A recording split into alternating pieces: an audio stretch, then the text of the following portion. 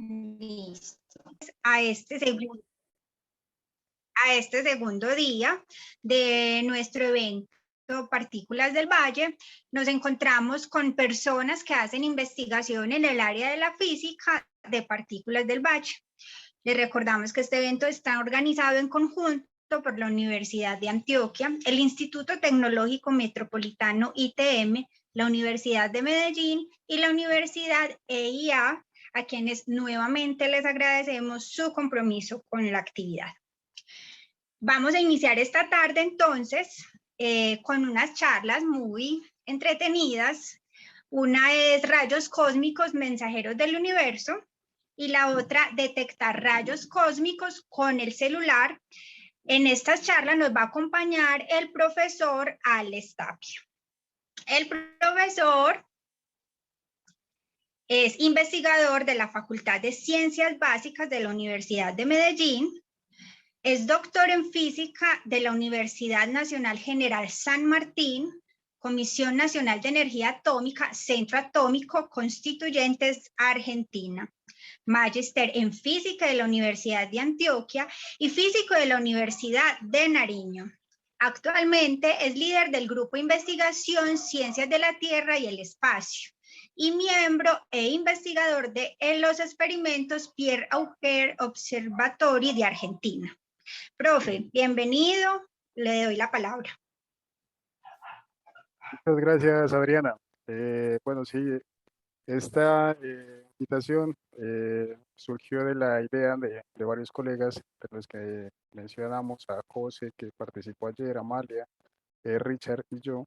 Fue una iniciativa principalmente de José que nos reunió para crear un poco de divulgación acerca de lo que hacemos en este Valle de Aburrá. El día de hoy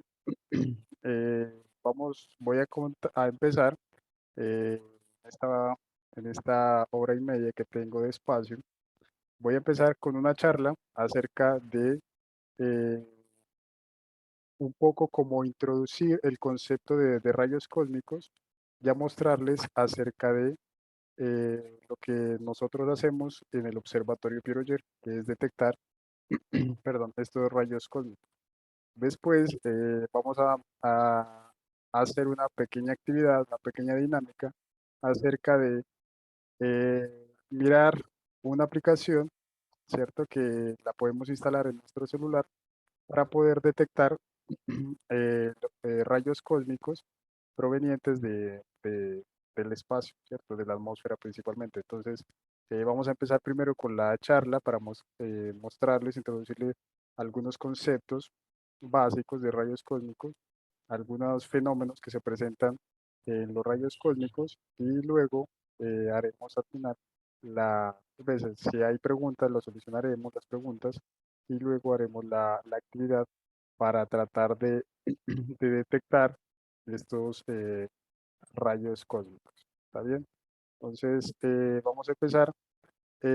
Primero, a título de la charla, le di un título algo llamativo, sería el título que le dimos fue Rayos Cósmicos como mensajeros del universo. Ahora vamos a ir entendiendo por qué le llamamos mensajeros del universo. ¿Está bien? Entonces, lo primero que debemos hacer, o lo que se debe empezar a entender es qué son los rayos cósmicos. Entonces, primero, nosotros debemos entender que estamos ubicados en el planeta Tierra y a nuestro alrededor. O sea, nuestro planeta Tierra es un punto eh, dentro de este gran universo y por lo tanto este planeta Tierra va a estar bombardeado de ciertas partículas que son generadas en el universo. Ese tipo de partículas de las cuales nos hablaron ayer José y Amalia, pueden ser de diferentes tipos, ¿cierto? Pueden ser desde protones, que son aquellas pequeñas partes, aquella pequeña parte del núcleo, pueden ser neutrones, así como también pueden ser núcleos atómicos, ¿sí? O hasta átomos también podrían ser rayos cósmicos.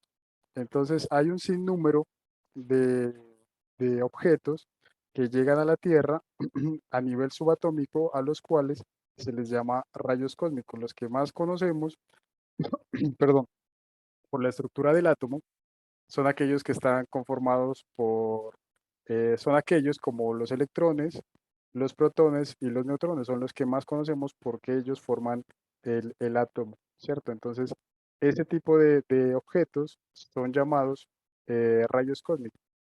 Hay de diferentes tipos, como lo muestro en esta, me disculpan, está en inglés, pero vamos a tratar de darlo a entender en español. Entonces, hay un sinnúmero de partículas, como menciono acá. Entonces, dentro de la física de partículas es un zoológico de partículas de los diferentes tipos que existen. Están desde los rayos, si hablamos de los rayos cósmicos, hay partículas muy pesadas, ¿cierto? Como son rayos cósmicos muy pesados. Cuando hablamos de rayos cósmicos muy pesados, nos referimos a los núcleos de hierro.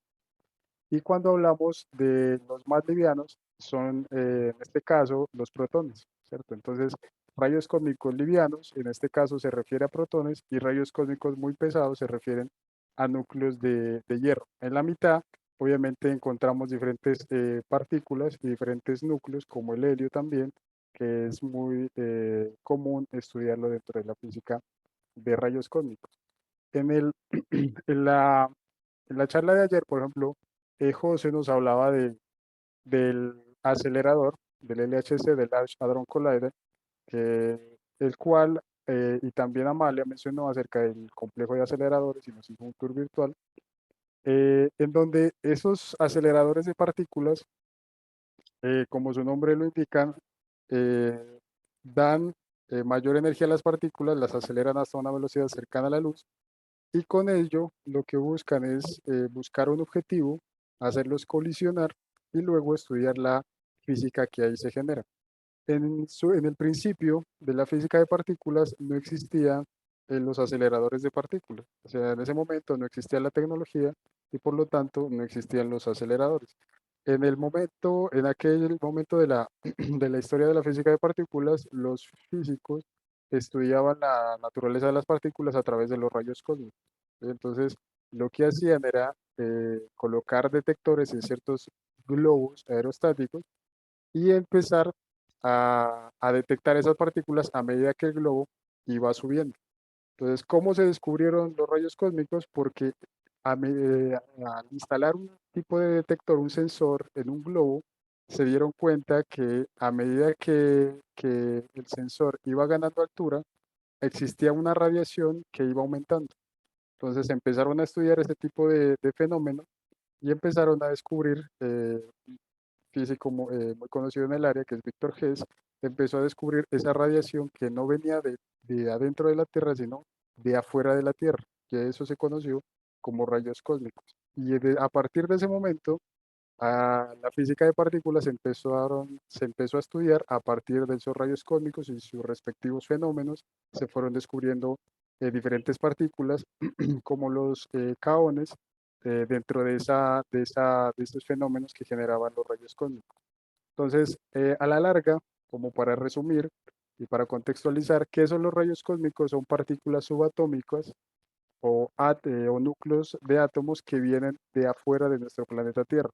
Vamos a tratar de entender o de explicar mejor, de explicar cómo se generan o de dónde pueden venir esos rayos cósmicos, que ese es uno de los interrogantes a resolver. Ahora vamos a mirar cuáles son los tres interrogantes que todavía no se han solucionado de los rayos cósmicos. Entonces vamos a tratar de entender qué fenómeno generan estos rayos cósmicos, ¿sí? Primero de dónde vienen y después qué fenómeno generan cuando entran a la atmósfera de la Tierra y después cómo podemos detectar estos rayos cósmicos. Porque así como hablamos ayer, las partículas pueden tener una menor energía o una mayor energía. Dependiendo de esa energía, los rayos cósmicos van a generar unos ciertos fenómenos naturales cuando ingresan a la atmósfera terrestre. Entonces, en esta slide lo que les menciono es que el 90% de esos rayos cósmicos, de esas partículas que ingresan a la atmósfera, son protones y un restante porcentaje pueden ser partículas alfa o otro otro tipo de partículas como las que menciono acá, que pueden ser neutrones, antiprotones, electrones, positrones, fotones, ¿cierto? Pueden ser un sinnúmero de partículas. A lo largo de esta charla vamos a ir entendiendo eh, cómo, cuáles son los fenómenos que generan, cómo se los detecta estos rayos cósmicos, dependiendo de la energía, y luego vamos a intentar detectar estos rayos cósmicos con una aplicación del celular, ¿sí? Entonces, o al menos conocer cómo es el funcionamiento de esa aplicación para que luego quede la tarea de poder poner a funcionar la aplicación para que podamos mirar y detectar alguno de estos rayos cósmicos que les menciono. Entonces, la charla está organizada de esta forma. Primero, conocer qué son los rayos cósmicos. Luego, conocer las preguntas que no están resueltas de esos rayos cósmicos. Mencionar cómo se los detecta. Y finalmente, haremos esa actividad para tratar de detectar rayos cósmicos con el celular. Bien, entonces, ¿cuáles son las, las preguntas sin resolver de los rayos cósmicos? Eh, a ver si puedo acá colocar un puntero. Perfecto. Tenemos primero durante a lo largo del estudio de la física, se han tratado de responder tres preguntas sobre estos rayos cósmicos. Primero, ¿de dónde vienen? ¿Cierto? ¿Quién genera esos rayos cósmicos? Después hay otra pregunta de cómo ellos son acelerados, porque cuando llegan a la Tierra llegan con bastante, algunos de los rayos cósmicos llegan con mucha energía, y después cuál es su composición química. Entonces, cuando esta pregunta de cuál es la composición se refiere a cuál es el tipo de partícula que llega a la atmósfera terrestre, ¿sí? Entonces, esos son los tres interrogantes. Primero, ¿de dónde vienen? Para saber de dónde vienen, como vamos a ver más adelante, los rayos cósmicos se dividen en cierto rango de energía. O dicho de otra forma, hay unos rayos cósmicos que son de baja energía y hay otros que tienen mucha energía. Dependiendo de con cuánta energía ellos llegan a la Tierra, se puede decir de dónde vienen. Por ejemplo, una de las fuentes de rayos cósmicos más cercana que tenemos al planeta Tierra es el Sol. El Sol genera rayos cósmicos, pero a una energía baja dentro de esa área, de ese espectro de rayos cósmicos. Entonces, el Sol es nuestra fuente de rayos cósmicos más cercana si hablamos de rayos cósmicos de baja energía. Ahora, si queremos empezar a conocer quién genera los rayos cósmicos de energía más elevada, tenemos que ir saliendo de nuestro planeta, de nuestro sistema solar. Entonces, ahí las fuentes de los rayos cósmicos se dividen en fuentes galácticas y fuentes extragalácticas. O sea, dependiendo del nivel de energía, las fuentes pueden estar dentro de nuestra galaxia, esa fuente de rayos cósmicos, o pueden estar fuera de nuestra galaxia. A esas fuentes que están fuera de nuestra galaxia se les llama fuentes extragalácticas. Y el interrogante más grande hasta el momento que se está tratando de resolver es quién genera o cuál es la fuente de los rayos cósmicos de muy alta energía. Ahora más adelante vamos a ver a qué hago o a qué me refiero con esos rayos cósmicos de muy alta energía. Son partículas que vienen con una energía extremadamente alta, que colisionan con la atmósfera y generan un fenómeno que nos va a permitir detectar esos rayos cósmicos. Y esos rayos cósmicos muy energéticos aún no se sabe con exactitud cuál es la fuente que los genera. Ese es el primer interrogante. Otro de los interrogantes es cómo ellos son acelerados. Bueno, los que llegan de baja energía no tienen no han sido acelerados como se quisiera comparado a los de muy alta energía. Esos rayos cósmicos de muy alta energía se dice que tuvieron que haber ganado esa energía de alguna forma. Puede ser que la fuente los expulsó con mucha energía, pero como muestro aquí en la gráfica, pueden ser que estos rayos cósmicos se han expulsado con mucha energía, pero cuando ellos van viajando van perdiendo energía, ¿cierto? Por diferentes fenómenos. Puede ser por interacción con algo que se llama la radiación cósmica de fondo, o puede ser afectadas o puede ir perdiendo energía por esos campos magnéticos, por la interacción, o por diferentes fenómenos, y por lo tanto llegan con una energía menor a la que salieron. Pero de todas formas, esa energía es muy alta comparada con las energías que podemos generar acá en la Tierra. Entonces, uno de los interrogantes es cómo ellos adquieren esa energía elevada. Ese es otro de los interrogantes. Hay algunas teorías que se formulan acerca de cómo ellos son acelerados, que se llaman los mecanismos de Fermi, pero todavía son supuestos teóricos que no han sido y muy difícil serán comprobados, ¿cierto? Para saber cómo ellos son acelerados. Entonces, eh, una de las hipótesis que se maneja es que pueden ser expulsados por núcleos de galaxias activos, o sea, núcleos que expulsan partículas con muy alta energía. Y de pronto en ese fenómeno salen estos rayos cósmicos acelerados con gran energía. Ese puede ser una de las hipótesis. Y de hecho, esos AGN, que se llaman por sus siglas en inglés, los núcleos de galaxias activas, son uno de los candidatos más fuertes a ser fuentes de rayos cósmicos de alta energía. Luego viene el otro interrogante de cuál es su composición. Bueno, como les dije al inicio, se maneja porcentajes de qué es eso que entra a la Tierra. Entonces se maneja, por ejemplo, se dice, el 90% de los rayos cósmicos son protones y el restante 10% puede ser partículas alfa o pueden ser diferentes tipos de partículas, pero no se sabe todavía con exactitud cuánto o cuál es esa composición de esos rayos cósmicos. Obviamente, dependiendo nuevamente de la energía de los rayos cósmicos, eso es muy dependiente, dependiendo de la energía de los rayos cósmicos, la composición química va a variar, ¿cierto? Dependiendo si es energía baja, son más abundantes rayos cósmicos de este tipo, o si es energía alta, los rayos cósmicos son más abundantes de este tipo. Entonces, eso es dependiente. En principio se creía que los de baja energía o energía media son núcleos de hierro y los de energía elevada son protones, pero todavía hay una discusión abierta en el área. Entonces, esos son los tres interrogantes que ciertos experimentos en el mundo están tratando de resolver para descubrir de dónde vienen esos rayos cósmicos de alta energía, quién los acelera y cuál es su composición química.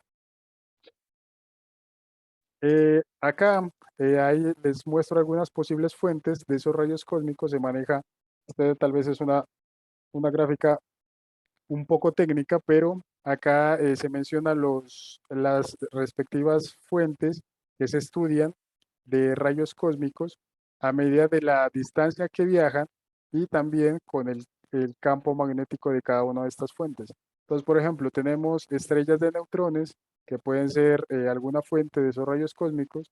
Hay otra que se llaman explosiones de rayos gamma, que también pueden ser fuentes de esos rayos cósmicos. Acá están los AGN, que les hablaba, los núcleos galácticos activos. También como fuentes pueden ser las enanas blancas, otras fuentes de rayos cósmicos, colisiones de galaxias, que también pueden ser clústeres de galaxias, otro tipo de fuentes de rayos cósmicos que se puede estar manejando. Esas fuentes dependen de la distancia o del tamaño, ¿cierto? De la distancia hacia nosotros como planeta Tierra y también del campo magnético que ellas generan pueden ser consideradas como fuentes o no de esos rayos cósmicos.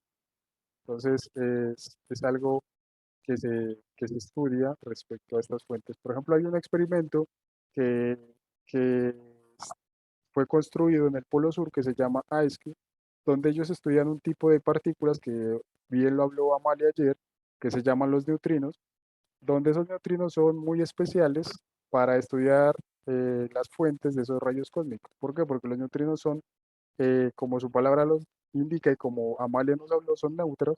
Entonces, al ser neutros, no son deflectados por esos campos magnéticos galácticos y por lo tanto pueden llegar a apuntar directamente hacia la fuente de esos rayos cósmicos. Y entonces, este experimento, además de estudiar otros fenómenos de los neutrinos, también están concentrados en estudiar esas fuentes de esos neutrinos de alta energía, quién genera esos neutrinos de alta energía. ¿Sí? Entonces, acá son algunas posibles fuentes de esos rayos cósmicos.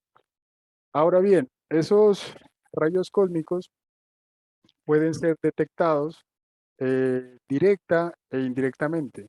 ¿De qué depende eso? Depende de la cantidad de energía con que ellos traigan, ¿cierto?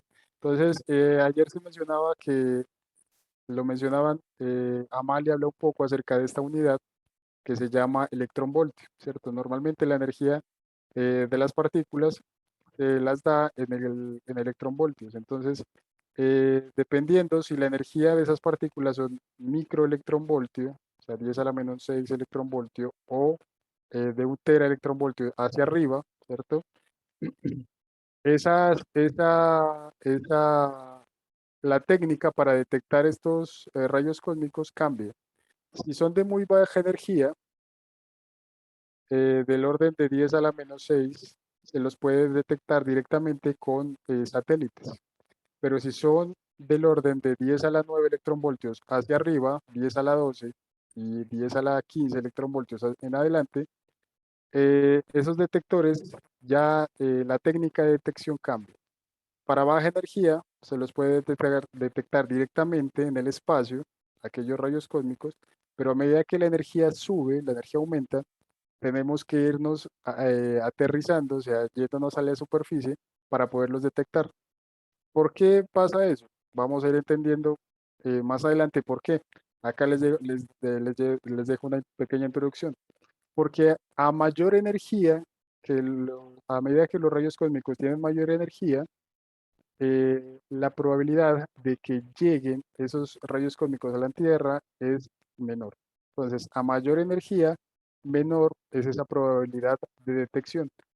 Sí, es decir, que en una pequeña área yo voy a detectar muchos rayos cósmicos de baja energía que en una pequeña área detectar un rayo cósmico de muy alta energía va a ser menos probable a estas energías que a estas energías. ¿Sí? Más adelante lo entendemos un poco mejor con una cierta gráfica que me ayuda a explicar esto. ¿Sí? Pero entonces, lo que quiero que les quede claro acá es que a medida que la energía del rayo cósmico aumenta, la técnica de detección cambia. Bajas energías con satélites fuera de la atmósfera, altas energías en la superficie terrestre con ayuda de la atmósfera. ¿Sí? Entonces, ese es el mensaje que quiero dejarles ahí. Eh, ¿Por qué nos vamos a altas energías? ¿Por qué nos vamos a la superficie terrestre? ¿Y por qué pedimos la ayuda de la atmósfera? Por un fenómeno que ellos generan cuando colisionan con la atmósfera. Cuando un rayo cósmico es generado en su fuente, en su respectiva fuente, como esta imagen que coloco acá, que me ayuda para fines pedagógicos, si digamos que un AGN, como el de acá, genera rayos cósmicos a muy alta energía, esos rayos cósmicos viajan y llegan a la atmósfera de la Tierra cuando colisionan con los átomos de la atmósfera de la Tierra, oxígeno, hidrógeno, se genera un fenómeno que es esto que están viendo, que trato de explicarlo con esta imagen, que se llama lluvias de partículas secundarias, ¿cierto? Entonces, cuando el rayo cósmico colisiona con el átomo, con alguno de los átomos de la atmósfera, genera esto que se llama lluvias de partículas secundarias o lluvias atmosféricas, también se las conoce. ¿Sí? ¿A qué hace referencia eso? Que esa partícula, ese rayo cósmico primario, generó más partículas. Es un fenómeno muy parecido a lo que se generaba en el colisionador de hadrones o en los aceleradores. Cuando se acelera una partícula, esa partícula choca con un blanco y se generan más partículas. Acá ocurre lo mismo, el principio es el mismo. Viene la partícula acelerada, pero desde el espacio, colisiona con la atmósfera y se generan un sinnúmero de partículas. Esas partículas se les llama partículas secundarias y también existen de todo tipo.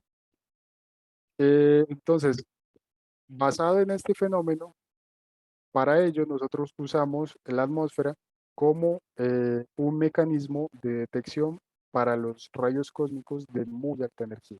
¿Está bien? Entonces, por ejemplo, por energías debajo de del 1 TeV, o sea, de 10 a la 12 electronvoltios, debajo de 10 a la 12 electronvoltios, ellos pueden ser detectados directamente del espacio, como les mencionaba, o sea, de aquí para abajo, pueden ser detectados con satélites, pero de ahí en adelante, o sea, por arriba de los 100 teraelectronvoltios, se necesitan detectores en la superficie. Y no un detector gigante, sino varios detectores, o sea, eso puede ser, ¿cómo llamarlo? Como un detector segmentado, o sea, detectores pequeños, pero bastantes, cubriendo una área grande para poderlos detectar y para poder aumentar esa probabilidad de detección. Entonces, teniendo en cuenta eso, acá en la imagen les muestro lo que sería una simulación de esas lluvias atmosféricas de partículas generadas, valga la redundancia, en la atmósfera por ese rayo cósmico primario. Entonces, para esto les preparé un video donde me permite mostrarles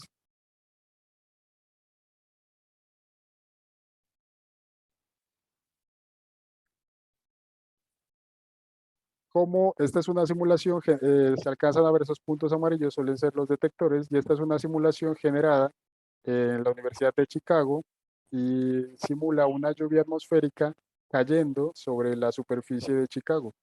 Entonces, lo que me ayuda a explicar esta simulación es, en este punto superior llega el rayo cósmico primario y colisiona con la atmósfera y genera estas partículas secundarias formando lo que les acababa de mencionar que se llama la lluvia atmosférica de partículas, ¿sí? O lluvia de partículas secundarias también le suelen llamar. Entonces, ese es el fenómeno que se, que se genera cuando un rayo cósmico de alta energía colisiona con la atmósfera. Se genera esas partículas secundarias viajan a través de la atmósfera y llegan a la superficie terrestre. Y en ese punto, cuando llegan a la superficie, es donde nosotros colocamos detectores para poder estudiar ese respectivo fenómeno, ¿sí? Para poder captar esos rayos cósmicos. Detectores hay de diferentes tipos. Voy a tratar de hablarles acerca en el cual trabajo. Pues son unos tipos de detectores que ahora los vamos a ver. Entonces, esta lluvia de partículas, ¿de qué está compuesta? Está compuesta de varios tipos de partículas. Entre ellas, por ejemplo, están los piones, los kaones. También hay partículas como los electrones, que son más conocidos, y los fotones. Entonces, estas partículas, esa partícula, ese rayo cósmico primario, cuando colisiona con la atmósfera, me genera esa lluvia de partículas compuesta por otro zoológico de partículas que se les llama las partículas secundarias. A ellas se las divide en diferentes componentes, se les da un nombre de componente muónica, componente hadrónica y componente electromagnética. ¿Sí? Entonces, dependiendo de lo que uno quiera estudiar, uno se concentra en cada una de estas componentes de las lluvias. Ahora, ¿de qué depende? ¿En qué me concentro? Depende del tipo de detector y de la técnica de detección que quiera usar para estudiar estas lluvias de partículas. Hay algo interesante que me permite estudiar eso que les llamaba, que les mencionaba, que es la composición química. Hay un fenómeno que esas lluvias eh, generan, que esas lluvias atmosféricas generan, dependiendo de si el rayo cósmico es liviano, o sea, protón, o si el rayo cósmico es muy pesado, es decir, núcleo de hierro. ¿Sí? Si el núcleo de hierro es pesado, me va a generar una gran cantidad de un tipo de partículas que son muones. Me va a generar una gran cantidad de muones en la superficie terrestre. Recuerden que el muón es el primo gordito, el primo más pesado del electrón, ¿cierto? Entonces, cuando el hierro, si el rayo cósmico que ingresó a la atmósfera es hierro, es núcleo de hierro, eh, va a generar en la superficie terrestre una gran cantidad de muones. En cambio, si hay menos muones en la superficie terrestre, probablemente el rayo cósmico primario que ingresó va a ser protón. ¿sí? Entonces, dependiendo de ese número de muones, voy a poder estudiar lo que se llama la composición química, pero únicamente diciendo si es liviano, hierro o pesado protón. En ese punto hay que estudiar, tal vez hay que mejorar más las técnicas para tratar de descubrir exactamente qué es ese rayo cósmico primario. Normalmente por ahora se puede decir que ese rayo cósmico se va, o sea, se inclina hacia los livianos o hacia los pesados. Y hay otro fenómeno que es este parámetro, que se llama la profundidad máxima, donde se crearon la mayor cantidad de partículas cuando viajó la lluvia por la atmósfera. Y ese número, este parámetro, que es la profundidad máxima de partículas, la profundidad atmosférica máxima, es de la profundidad contada desde el punto de interacción hacia abajo, es aquella profundidad eh, donde se genera el mayor número de partículas. Y ese parámetro, esa profundidad donde se generó el mayor número de partículas, también me ayuda a estudiar esa composición química. ¿Por qué? Porque este parámetro, si esta profundidad es pequeña, recuerden, medida desde arriba hacia abajo, si esta profundidad es pequeña, entonces el rayo cósmico que ingresó es pesado. Y si esta profundidad es grande, el rayo cósmico que ingresó es liviano, ¿cierto? Entonces, ¿qué quiere decir eso? Que los rayos cósmicos livianos tienen mayor capacidad de penetración en la atmósfera que los pesados, ¿sí? A la larga. Entonces, esos dos parámetros son los que me ayudan del área de rayos cósmicos de alta energía. Esos dos parámetros son los que me ayudan a estudiar esa composición química de los rayos cósmicos. ¿Bien? Entonces, tal vez un poco más adelante volveremos a ello. Bien, entonces, de acuerdo a lo que hemos hablado hasta ahora, yo les había mencionado que rayos cósmicos se los puede dividir en diferentes áreas de energía.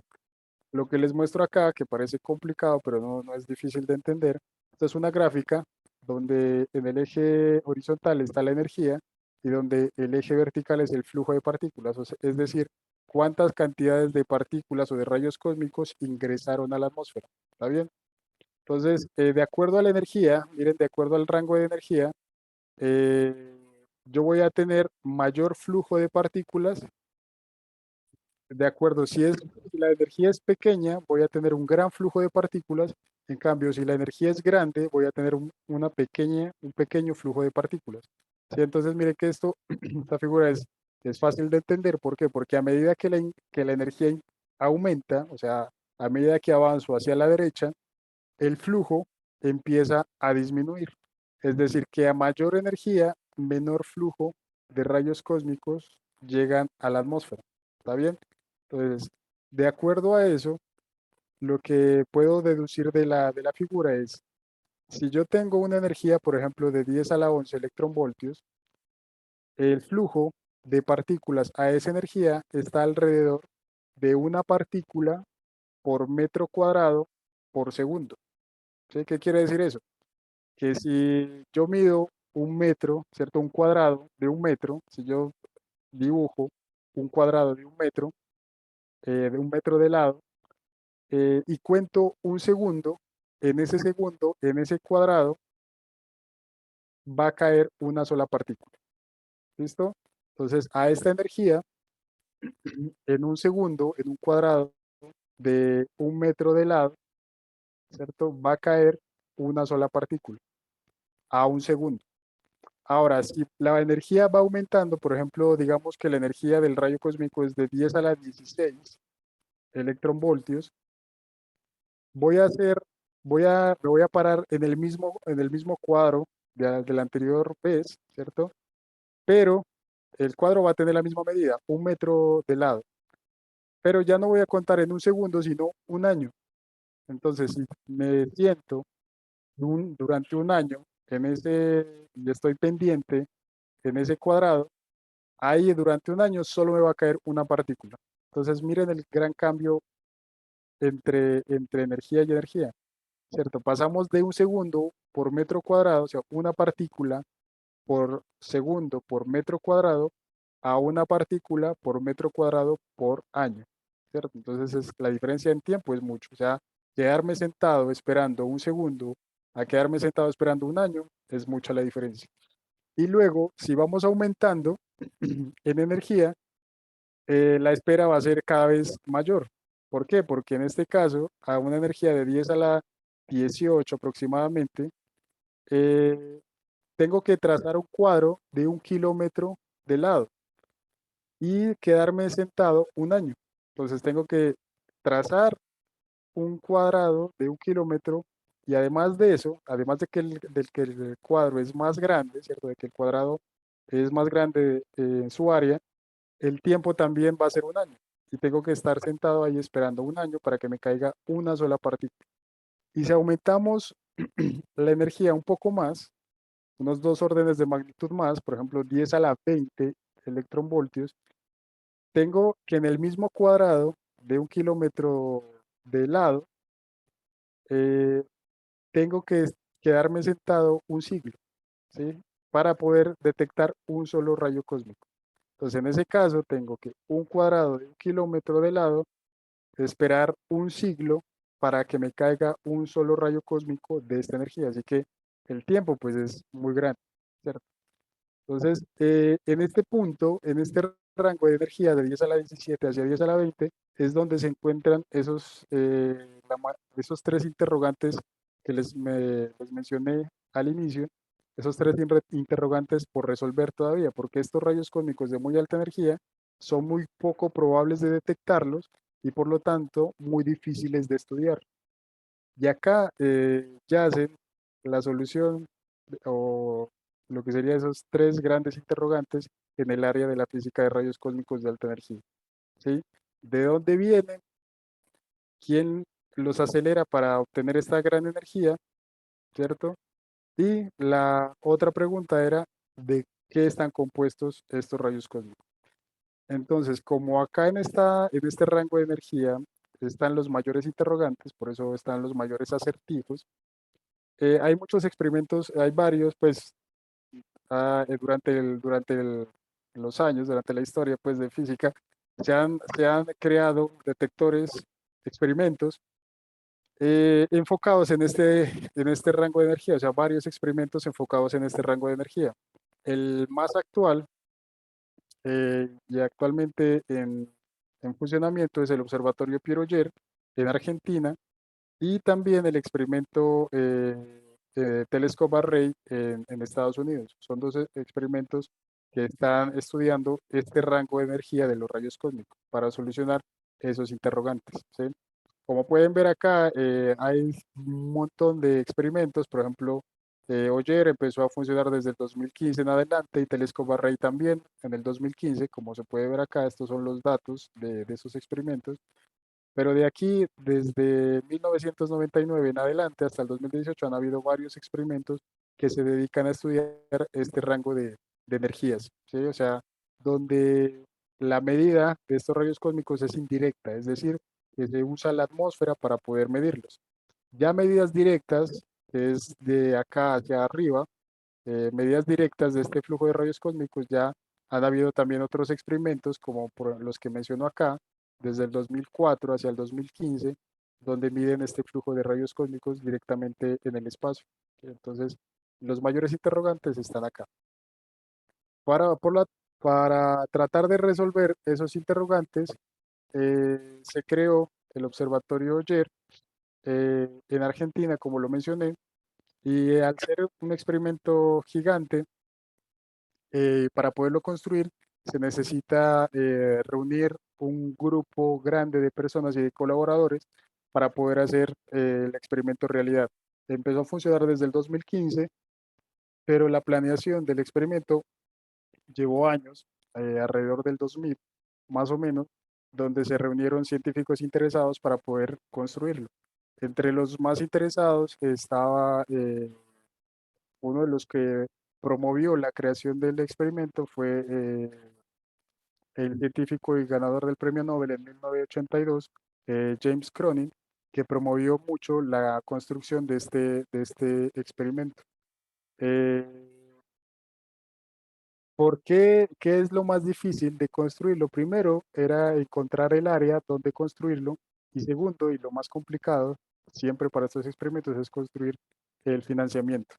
Entonces, para poder lograr ese financiamiento y la construcción de este experimento, se reunieron varios países, varias agencias de, de ciencia para poder construir el experimento. ¿Por qué? ¿Qué es lo extraordinario de este experimento? Que cubre un área gigantesca, como les mencioné, para poder detectar rayos cósmicos de esta energía elevada, necesito cubrir gran área, ¿cierto? Si cubro 1 kilómetro cuadrado, tengo que quedarme esperando un siglo para poder detectarlos.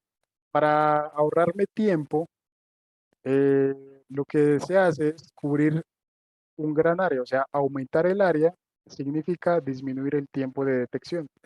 Entonces, para ello, eh, se instalaron diferentes detectores, cada punto de estos es un detector y se instaló alrededor de 1.660 detectores en esta área que es de 3.000 kilómetros cuadrados.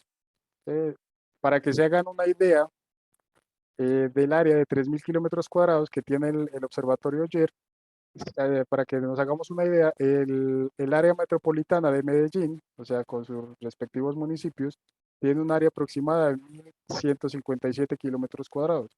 Es decir, que en este observatorio Oyer cubriríamos, alcanzarían alrededor de 3 áreas metropolitanas de Medellín, ¿sí? En nuestro observatorio. A eso hace referencia esta área de 3.000 kilómetros cuadrados. Entonces, con esta gran área, con este cubrimiento de gran área, lo que hago es esperar un poco menos para obtener esos rayos cósmicos de muy alta energía. ¿Está bien?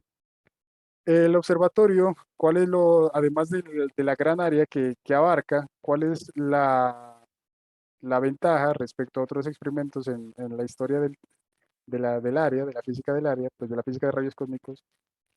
¿Cuál es lo impresionante? Que además de cubrir una gran área, también combina diferentes técnicas de detección, tiene diferentes detectores.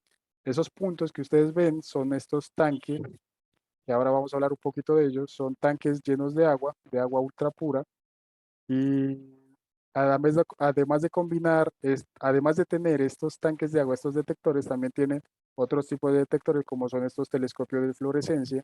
Cada punto azul, por ejemplo, son edificios donde están instalados estos detectores de fluorescencia que se dedican a detectar una luz Cherenkov o luz fluorescente que generan los rayos cósmicos cuando viajan a través de la atmósfera. Visiblemente no es perceptible, pero esa fluorescencia deja una señal que estos detectores son capaces de captarla. Son 4 edificios, en cada edificio hay 6 telescopios y hay otros telescopios un poco más pequeños, que es una unidad que están ubicados acá, que se llama HIP, donde en ese pequeño punto son 3 telescopios que se dedican a un tipo también a detectar la fluorescencia, pero a un ángulo mucho mayor de lo que, o sea, estos telescopios de acá están más inclinados hacia arriba que estos telescopios de acá. ¿Sí? Entonces, hay un argumento de por qué eh, inclinarlos más es para poder observar mucho más, eh, en mayor tiempo, observar en mayor tiempo el viaje de los rayos cósmicos a través de la atmósfera. En cambio, de estos tanques de agua, bueno, ¿cuál es la ventaja entre uno y otro? Que los tanques de agua tienen un ciclo de toma de datos del 100%, o sea, los 7 días de la semana, las 24 horas, están tomando datos. En cambio, estos detectores de fluorescencia necesitan noches claras y sin luna para poder detectar, así que tienen un ciclo de toma de datos alrededor del 15% comparado con los otros detectores. ¿Sí? Entonces, la ventaja de este observatorio es que combina estas dos técnicas, la técnica de tanques de agua, o sea, de detectores Cherenkov, que se llaman técnicamente, y la técnica de los detectores de fluorescencia. Y la combinación de esas dos técnicas hacen del observatorio un experimento único de rayos cósmicos de alta energía. Luego, a medida que se ha ido avanzando en el tiempo, se han ido instalando otros tipos de detectores, como este que les voy a hablar más adelante, que es un detector de muones, donde son detectores plásticos y se los entierra para poder detectar esa componente que les mencionaba, que se llama la componente muónica, donde está compuesta por muones, que son los primos gordos del electrón. Luego hay otro tipo de detectores que son los radiodetectores, los detectores de radiofrecuencia, donde se dedican a captar una señal de radio que generan esas lluvias atmosféricas cuando viajan a través de la atmósfera. ¿Sí? Entonces, es una señal electromagnética que generan y estos detectores también se encargan de captar esa señal. ¿Sí? Entonces, por ejemplo, acá les menciono rápidamente de que está compuesto el detector Cherenkov, pues esos tanques de agua, ellos son autónomos, o sea, cada tanque es autónomo, eso es una ventaja, porque estar pendiente, bueno, hay que hacerles mantenimiento, sí, pero para estar pendiente de 1660 detectores es muy complicado. Cada uno de ellos es autónomo, es decir, ¿qué quiero decir con autónomo? Cada uno de ellos está lleno de agua ultra pura, alrededor de 12.000 litros cada uno de estos tanques. Además de eso, ellos tienen una electrónica donde hacen el procesamiento de las señales. ¿Cuál es el alma de estos detectores? El alma de estos detectores son tres sensores, que son sensores de luz Cherenkov que se genera en el agua. O sea, ¿cuál es el fenómeno? Ahora les muestro un video.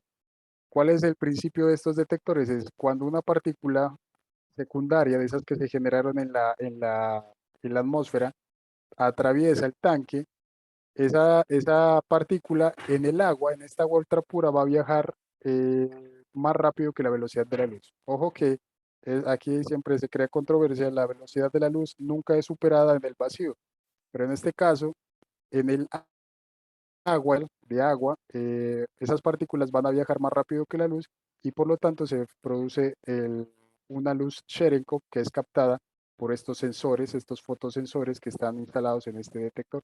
Esos fotosensores convierten esa señal en esa señal lumínica en electrónica, la procesan digitalmente en esta caja de electrónicas que hay acá. Dentro de esta caja hay varias tarjetas de electrónica y luego transmiten esa señal a través de esta antena, ¿sí? A una antena principal que es como la que vemos acá en este cerro, a una antena principal donde esta antena transmite esas señales, esos datos a la oficina central del observatorio. Ahora, si hay señal, obviamente si cae un rayo cósmico, va a generar muchas partículas en la atmósfera y va a disparar varios de estos tanques. Entonces, ahí es el desarrollo tecnológico que se tuvo que hacer para que la electrónica cuente esa cantidad de partículas que atraviesan el tanque, procesen esa señal y la transmitan a través de antenas a la oficina central donde es guardada en un centro de cómputo para luego ser analizada. Entonces, en cada uno de estos tanques hay mucho desarrollo tecnológico y también computacional. Miren que acá también, por ejemplo, se puede observar un panel solar donde es una energía, se aprovecha la energía solar porque donde está creado, donde fue creado el observatorio, esta área, es prácticamente un desierto, se llama la Pampa Amarilla en Argentina. Es decir, que hay una buena cantidad de sol durante varias épocas en el año, por lo tanto cada estación tiene un panel solar donde se suministra su energía. Es un sistema fotovoltaico, el panel solar almacena esa energía captada en baterías para que en la noche eh, esas baterías suministren la energía al tanque. ¿Sí? Entonces todo este sistema es autónomo. Por acá también ven un GPS, ¿cierto? La antena de GPS que me sirve para colocarle una huella de tiempo a cada una de las señales que es generada. Entonces, cada uno de estos es autónomo. Acá lo pueden ver en el campo, en el desierto, y atrás, en esta parte de acá, está el edificio de fluorescencia. Ahora, ¿de qué consta esos telescopios de fluorescencia? Son espejos grandes, como ven acá, y esto de acá son sensores también, fotosensores, que lo que hacen es captar esa fluorescencia que se genera a medida que las partículas viajan en la atmósfera, generan esta fluorescencia. Pues esto es una imagen, una recreación. Esa fluorescencia es reflejada en el espejo y captada por estos fotosensores. ¿Sí? Bueno, acá tenemos otro un poco más esquemático, los tanques de agua, ¿cierto? Las dimensiones de esos tanques de agua son de diámetro de 3.6 metros, un volumen total de 12 metros cúbicos. ¿sí? Entonces acá podemos ver cómo es un diagrama de esos tanques. Acá vemos claramente el diagrama de los fotosensores, estos amarillos, que son que son el alma de los detectores, ¿sí? O sea, que son los que captan esa señal cuando las partículas atraviesan esos tanques. Acá abajo vemos un ejemplo de lo que sería cada uno de estos puntos, representa un tanque de Cherenkov. Vemos que el anaranjado es un círculo más grande, es decir, que este tanque tuvo más señal en comparación con los otros. Y esta línea se simula lo que sería el, el eje de esa lluvia atmosférica que llegó hacia este punto del observatorio. ¿Sí? Entonces, como esto sería lo que se llama dentro del observatorio un evento de rayo cósmico. Y estas serían las huellas, la señal, la cantidad de señal dejada en cada tanque. Acá les muestro un video más o menos de cómo la simulación, cómo trabajaría un tanque. Eh, Cuando llega una partícula, pues vemos que en este caso eh, muestra la parte interior del tanque. Acá serían los cables que transmiten la señal y ahí están llegando partículas al agua y generando estos espirales que serían la señal Cherenkov que llega a cada uno de esos fotodetectores. La señal sube por la antena y es transmitida a una antena principal y luego a la oficina central del observatorio. ¿Sí? Entonces, esa sería como la recreación de lo que ocurre en, en estos fenómenos.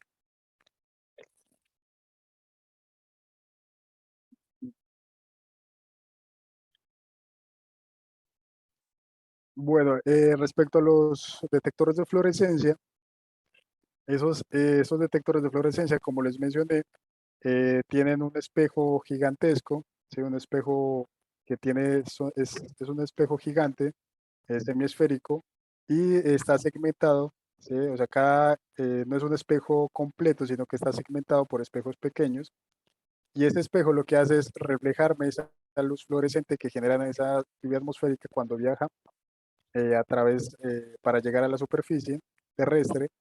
Se genera esa fluorescencia, es reflejada en el espejo y luego esa fluorescencia es captada por esta cámara formada por esos fotosensores. ¿Sí? Entonces, ¿cuántos fotosensores tiene esta cámara? Alrededor de 440 fotosensores. ¿Sí? Es una cámara que es una cámara muy sensible de 440 píxeles que me permite captar esa señal de fluorescencia. Entonces, en este caso, acá les muestro cómo trabajarían esos telescopios de fluorescencia. Este sería el espejo, donde se genera la fluorescencia, la luz de los rayos cósmicos, y es reflejada en esta cámara que está acá. Entonces, la luz fluorescente entra por la ventanilla, es reflejada desde el espejo, o sea, el espejo me ayuda a captar la mayor cantidad de esa luz fluorescente y la enfoca a esta cámara. ¿Sí? Entonces, esa señal es enfocada a esta cámara, esa luz, y esa luz es captada por estos fotosensores y convertida en señal lumínica a señal electrónica a través de estos fotosensores. Esa es la manera como trabajan los fotomultiplicadores y los telescopios de fluorescencia. La desventaja de estos sensores, de estos detectores, es que únicamente trabajan en noches claras, pero sin luna. ¿Por qué sin luna? Porque la luna obviamente genera luz y eso que produce mucho background, señal de fondo en los detectores de fluorescencia. Eh, Acá, por ejemplo, lo que vemos en esta figura acá es una señal de, es un evento dentro del observatorio, uno de los mejores eventos que se ha podido captar porque disparó los cuatro edificios de fluorescencia, como vemos acá, los cuatro edificios de fluorescencia, disparó esos edificios y además también generó señal en los tanques Cherenkov. Entonces, esta técnica se le llama la técnica híbrida dentro del área porque permite captar la fluorescencia y además permite captar la señal en los tanques Cherenkov. ¿Sí? Entonces, acá podemos ver esto es una imagen que muestra por lo que es reconocido el observatorio al utilizar estas dos técnicas, porque los anteriores observatorios únicamente usaban o los tanques Cherenkov, o sea, los detectores de superficie, o únicamente los detectores de fluorescencia. Entonces, Pierre Oyer, el observatorio Pierre Oyer lo que hizo fue combinar estas dos técnicas para hacer un mejor estudio de los rayos cósmicos. Bueno, luego hay dentro de las actualizaciones del observatorio Pierre Oyer, porque han venido instalando, como les conté, diferentes detectores. Uno de los objetivos de Pierre Oyer, además de estudiar este flujo de rayos cósmicos de alta energía, otro de los intereses es estudiar, para tratar de resolver esos tres interrogantes que les mencioné, otro de los intereses es estudiar la composición química de esos rayos cósmicos. Y para poder estudiar esa composición química de esos rayos cósmicos, necesitamos instalar otros detectores. Estos detectores se encargan de contar esos muones que les mencioné al inicio. Recuerdan que les decía que si yo tengo muchos muones, mi rayo cósmico, puedo decir que mi rayo cósmico es pesado, o sea, puede ser núcleo de hierro, o si tengo menos cantidad de muones, puedo decir que mi rayo cósmico es liviano, ¿cierto? Entonces, si yo cuento esa cantidad de muones, voy a saber, voy a tener una idea de la composición del rayo cósmico, si es liviano o es pesado. Entonces, teniendo en cuenta esa idea, dentro del observatorio, en una pequeña área, como lo muestro acá, en una pequeña área del observatorio se instalaron unos detectores, un proyecto que se le llamó AMIGA. Sí, AMIGA es la abreviación de Oyer Muon and Infel for the Ground Array en inglés. Este proyecto lo que hace es combinar dos técnicas. Primero la de contar muones, como les mencioné, y la siguiente es la de usar esos tanques de agua, pero a una distancia, separados a una menor distancia que los que normalmente están separados. Creo que no les mencioné que entre tanque y tanque, o sea, entre punto y punto de esta gráfica, hay una distancia de 1.5 kilómetros. O sea, es un tanque y dentro de kilómetro y medio hay otro tanque. ¿Sí? Entonces, lo que se hizo fue, para este proyecto Amiga, lo que se hizo fue combinar dos técnicas. Primero, juntar los tanques a la mitad de distancia, es decir, a 750, y luego colocar otro tipo de detectores que son los que me cuentan los muones. ¿Para qué? ¿Por qué junto los tanques? Los junto para poder contar rayos cósmicos a una menor energía. ¿Sí? ¿Y por qué uso los contadores de muones? Para poder estudiar esos rayos, la composición de esos rayos cósmicos a esa energía que deseo. ¿Está bien? Entonces, este proyecto de Amiga se, se enfoca en una energía de los rayos cósmicos de alrededor de 10 a la 17 hasta 10 a la 18, más o menos, en ese rango de energía. Entonces, ¿cómo se enfoca en ese rango de energía? Juntando esos tanques. ¿Sí? ¿Por qué? Porque las lluvias atmosféricas a esas energías van a cubrir esa área más pequeña. Entonces, acá muestro cómo está compuesto, o sea, cómo se instalan esos detectores en el desierto, en la pampa amarilla. Por ejemplo, aquí es una ilustración de este sería cómo está dispuesto el tanque, ¿cierto? Es una ilustración. Y abajo, a 2.5, a 2.3 aproximadamente metros debajo de este tanque, van a estar ubicados los contadores de muones, ¿sí? Dispuestos de esta forma. ¿Está bien? Eh, Eso principalmente, estos puntos amarillos son los tanques y inicialmente se ha instalado estos contadores de muones en 7 tanques, ¿cierto? Contando en 7 tanques. Debajo de 7 tanques están instalados estos contadores de muones a manera de prueba, ¿sí? Para probar qué tan bien funcionan los contadores y qué tan bien funciona esta técnica. Cada uno de estos detectores de estos contadores de muones tiene su propia electrónica, tiene su propio sensor, fotosensor, muy parecido al del tanque, pero, o sea, filosóficamente muy parecido, pero usa otra técnica de otra técnica de, de tratamiento de señal, pero es prácticamente el mismo principio, ¿sí? O sea, usan también fotosensor para poder captar esas partículas. Acá, por ejemplo, les muestro el fotosensor que usa los contadores de muones. Estos son fotosensores pixelados, los otros son como un tipo bombillo gigante. En cambio, estos fotosensores de acá son eh, tipo pixelados, ¿cierto? Con píxeles. Y luego este es el viejo y el nuevo se llama un Silicon PM, que es un poco mucho más económico que este y donde está hecho de semiconductores, de silicio, ¿sí? Y esto me abarata el costo del detector y además tiene una eficiencia de detección mucho mejor que los anteriores. La única desventaja es el tratamiento de la temperatura, que son más sensibles a la temperatura. Entonces, esta es el alma de esos contadores de muones y para poder captar esa señal de esas partículas se usan la combinación de dos componentes, los fotosensores y esto que ven acá que son barras, se les llama barras dentelladoras, para captar esa señal de esas partículas. Cuando esas partículas secundarias atraviesan el centellador, generan luz, digámoslo así, un tipo de luz dentro del centellador que es captada por este fotosensor, ¿sí? Entonces, la idea acá es, cuando atraviesa una partícula, a ver si la puedo dibujar, digamos que acá atraviesa una partícula, ¿cierto? Atraviesa la partícula, esa partícula genera luz en estas barras. Cada una de las barras tiene una fibra óptica donde capta esa luz centelladora y es llevada a través de esa fibra óptica al centro del detector. Acá en el centro del detector está esto que está aquí, que es el fotosensor, ¿sí? Entonces, en este punto está ubicado el fotosensor, es decir, el PMT, fotomultiplicador o el Silicon PM, que me traduce esa señal lumínica que llega por las fibras ópticas a señal electrónica. ¿Está bien?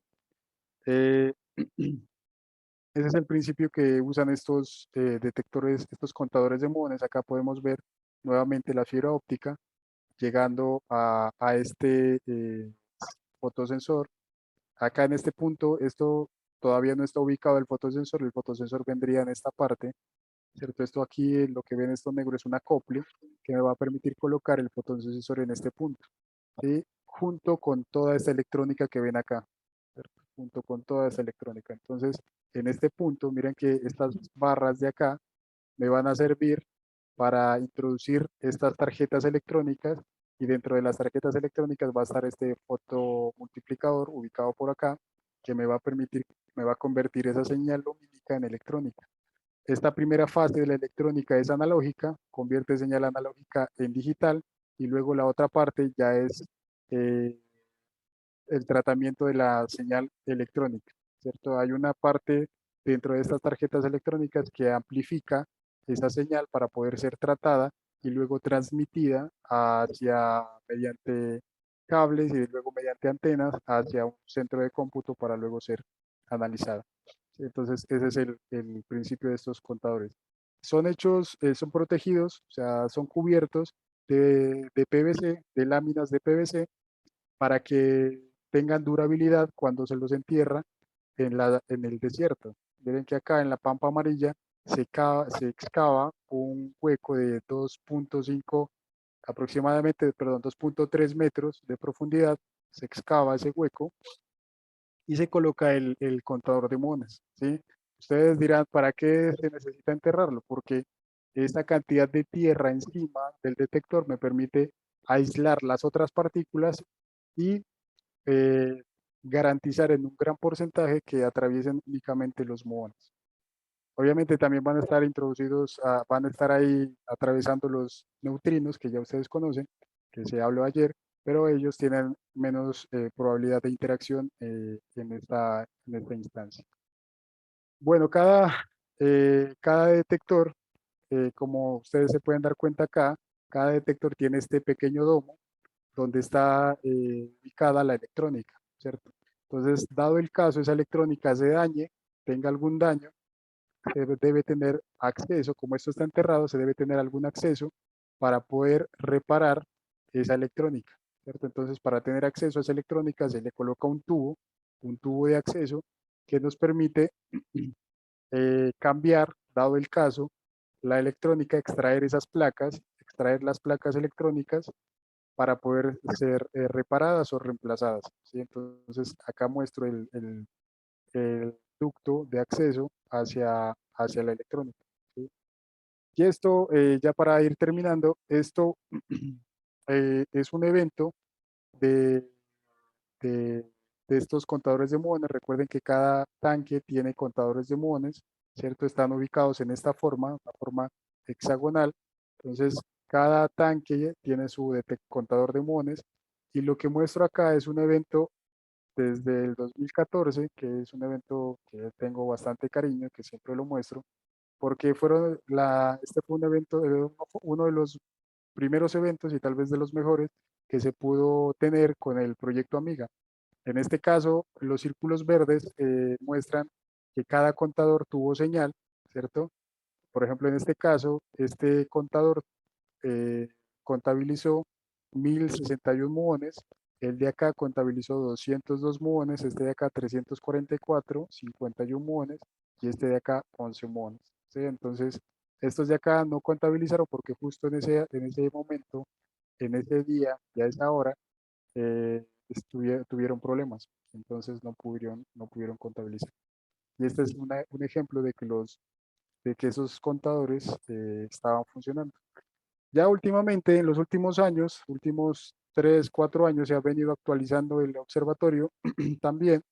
Ya se aprobó para instalar detectores parecidos a los contadores de muones, pero arriba de los tanques. Es decir, que se van a instalar 1660 de estos contadores, ¿cierto? También hechos de barras centelladoras y silicon PM, pero no enterrados, sino instalados arriba. ¿Para qué? Para estudiar otro tipo de componentes de los rayos cósmicos, otro tipo de partículas secundarias.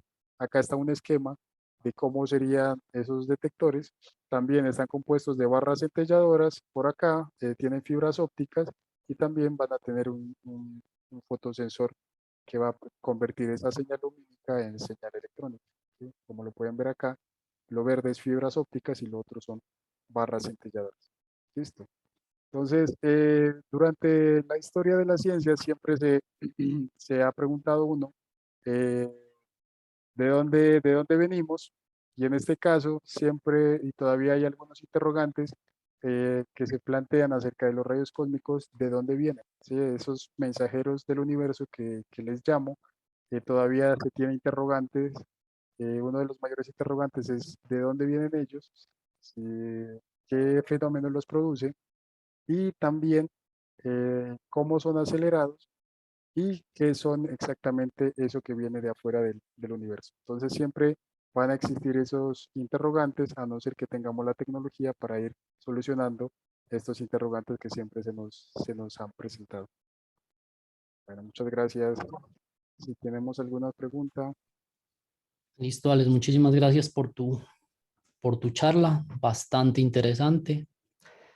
Estoy mirando por aquí unas preguntas, todavía no tenemos ninguna, entonces para que se animen a preguntar. Mientras tanto, yo te hago una pregunta. Sí, cuento.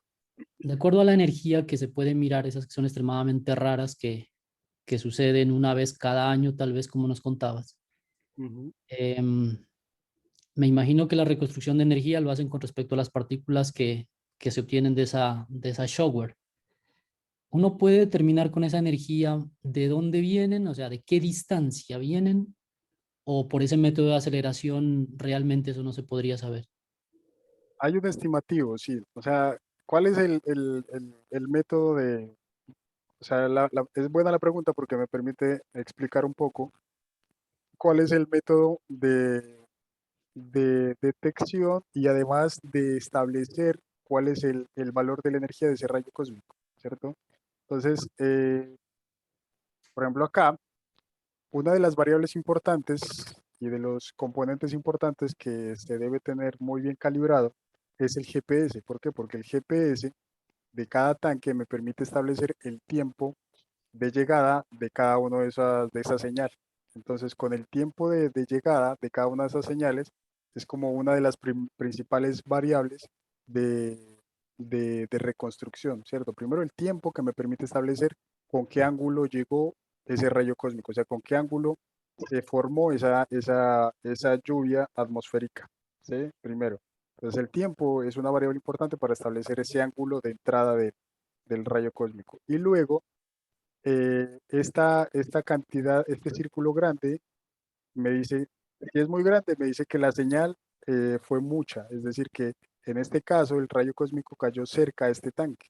Y esa cantidad de señal, donde dentro de los observatorios dentro de este observatorio, esa señal tiene su propia unidad de medida que se llama P. Esa señal me permite establecer la cantidad de energía que después de la reconstrucción, ¿cierto? De haber captado esas partículas secundarias, reuniendo y por decirlo así, sumando la señal de todos estos tanques, me permite establecer con qué energía, cuál es la energía de ese rayo cósmico. Obviamente dentro, para poder convertir señal a energía, hay varias conversiones en ecuaciones para poder establecer ese valor de energía, ¿cierto? Con esa cantidad de energía, uno dice, a ver, cuánta cantidad de energía tiene mi rayo cósmico. Y con eso me puedo parar en algún punto de esta gráfica. Digo, 10 a la 19 o digamos 10 a la 17, ¿cierto?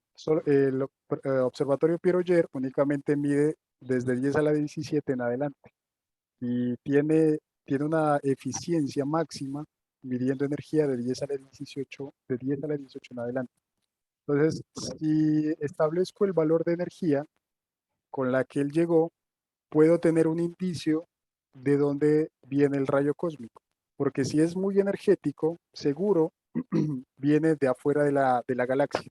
Entonces, uno en principio, cuando establece la energía, dice, el rayo cósmico es de nuestra galaxia o es extragaláctico. Eso es como lo primero que se puede deducir conociendo la energía, ¿cierto?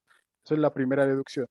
Ahora, estudiar exactamente de dónde viene es ese proceso ya necesita, para estudiar eso ya se necesita conocer cuál es la composición química de ese rayo cósmico. Si digamos que es una energía elevada, ¿cierto? Ya sabemos que viene de afuera de la galaxia, ¿sí? Desde tantos megaparsec, digamos 100 o 100 megaparsec, que es como la unidad de distancia galáctica.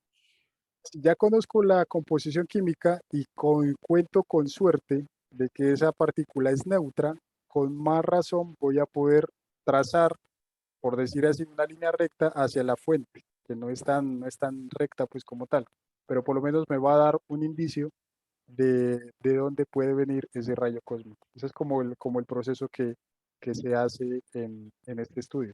Establecer la energía, luego composición química y después mirar cuál es su posible fuente. Listo, muchas gracias. Bueno, yo tengo otra pregunta ya que por aquí no miro que haya alguna otra. ¿Hay alguna razón en específico por qué se haya escogido la Pampa Argentina o por qué no mejor en el Polo Sur, aprovechando el magnetismo de la Tierra, o eso no influye en nada? Sí, por ejemplo, creo que mencioné hace un rato el experimento IceCube, ¿cierto? Que está ubicado en el Polo Sur. Ellos se pueden ubicar en el Polo Sur, ¿por qué? Porque tienen una ventaja, que ellos estudian, ese detector está eficientemente pensado para estudiar neutrinos. Y esos neutrinos sabemos que son partículas neutras, como su nombre lo indica. Entonces, poco se ven afectados, poco o nada se ven afectados por el campo magnético. Pero en cambio, cuando se pretende estudiar partículas de todo tipo, uno pretende tal vez alejarse un poco de esos polos magnéticos de la Tierra, porque eso afecta, en partículas cargadas afecta bastante. O sea, desvía mucho la trayectoria del rayo cósmico en el caso de si uno quiere estudiar la fuente de esos rayos cósmicos. Entonces, ese es un punto, o sea, tratar de salirse un poco de los polos. ¿Y por qué se escogió La Pampa? Sabemos que pues normalmente casi todos los observatorios ópticos, o sea, los que se hace astronomía como tal, los de astronomía, que son los observatorios ópticos o de interferometría, que también existe, pues los ópticos hacen interferometría, de hecho. Eh, Son instalados en Chile. ¿Y por qué en Chile? Porque en Chile la atmósfera es eh, muy limpia. Con limpia me refiero a que la contaminación atmosférica es menor. Con eso, uno lo que entra a estudiar son algo que se llaman aerosoles, que ahora con el tema de la pandemia conocemos y se escuchó un poco más eh, la palabra aerosoles, que son los que me permiten estudiar qué tan contaminada o no contaminada está en este caso el aire o la atmósfera. Y en el caso de La Pampa, era uno de los mejores sitios, además de la gran área que se tenía, ¿cierto? Descubierta para poder instalar los detectores, también tenía una atmósfera limpia en comparación con otros sitios.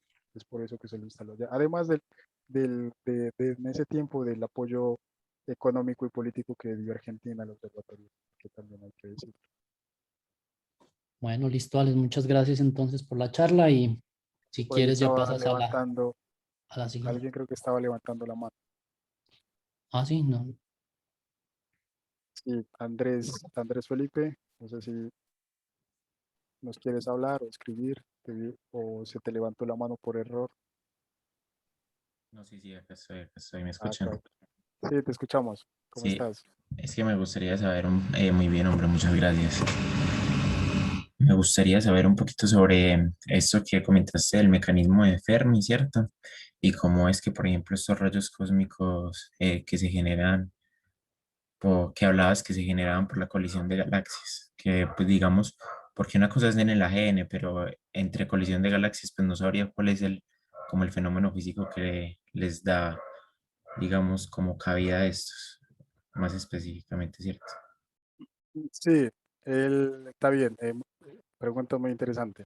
El mecanismo de Fermi hay de dos tipos, ¿cierto? Y se dice que estas partículas en algún momento, por algún fenómeno físico, se van adquiriendo aceleración a medida que ellas son creadas en la fuente como tal, ¿cierto? O sea, sabemos que dependiendo de la partícula, si es cargada, puede ir perdiendo energía mediante radiación de sincrotrón o Bremsstrahlung, que hay otros fenómenos, o pérdida por ionización, ¿cierto? Entonces, el mecanismo de Fermi lo que explica es, dependiendo del tipo de partícula y dependiendo de la fuente que genera esa partícula, cómo esa partícula es acelerada.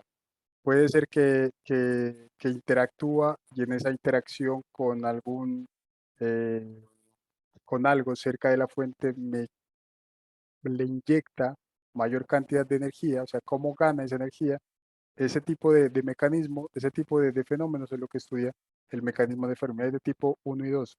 ¿Sí? Entonces es como cómo la partícula gana energía en ese momento de la creación en ese momento cuando la fuente es creada. ¿Sí? Eso es como de las cosas que ahí hay que entrar a ver qué tipo de partícula es y qué fuente y qué interacción la creo para poder empezar a explicar.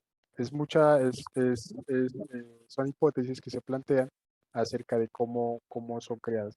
Puede ser que en el caso, por ejemplo, de partículas cargadas, cuando la fuente es creada, la fuente crea esa partícula cargada, si la fuente tiene un campo magnético grande, ¿cierto? Ese campo magnético puede acelerar esa partícula cargada. Entonces, ese es el mecanismo de Fermi 1 en este caso. Así que acelera esa partícula gracias a ese campo magnético que tiene la fuente. ¿Sí? Eso es como prácticamente lo que lo que se da como hipótesis. Eh, la otra pregunta me dices, se cree, ¿no es cierto? La colisión de galaxias, o sea, la parte de núcleos galácticos activos sabemos que es un poco más aceptada y de hecho dentro, de, dentro del observatorio ayer, eh, dentro de los estudios de fuentes del observatorio ayer, se ha logrado establecer la dirección de esos rayos cósmicos que apuntan en un buen número hacia un AGN que está ubicado por la región de Centauros A. Entonces, es como una de las fuentes más probables.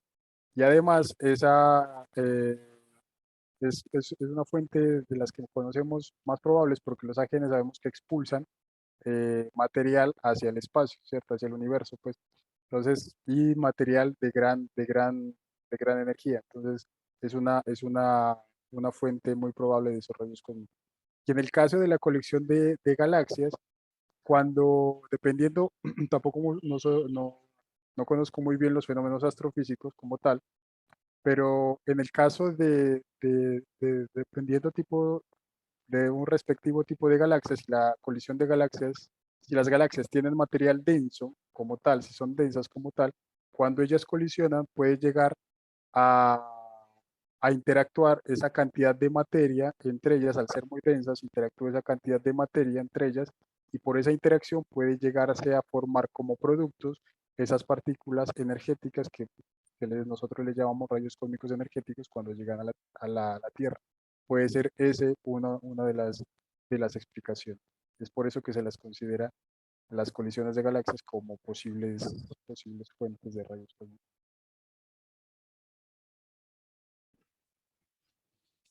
Listo, Alex, yo creo que pasamos a tu segunda actividad. ¿Qué te parece? Listo. Bueno, entonces Muchas gracias, Alex. no vale nada, espero haber respondido tu pregunta.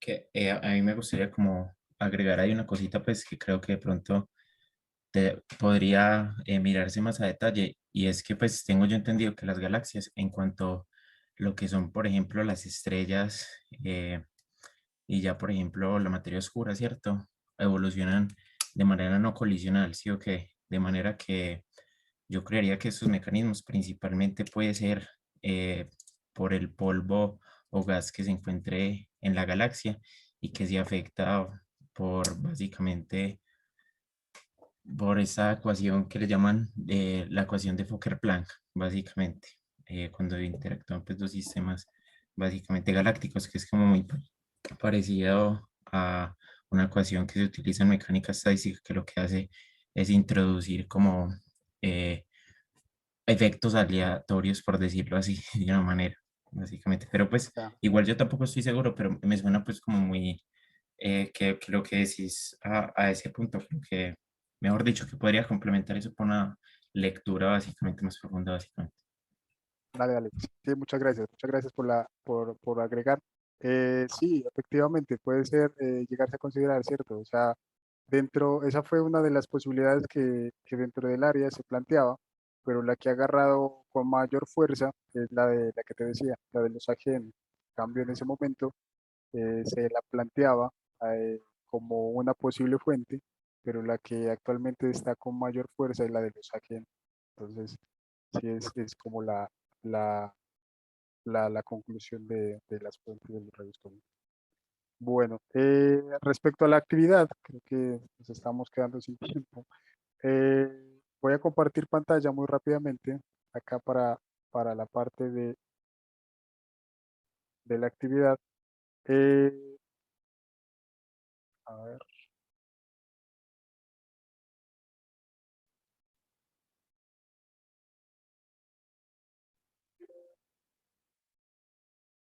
me dan un segundo. Ok,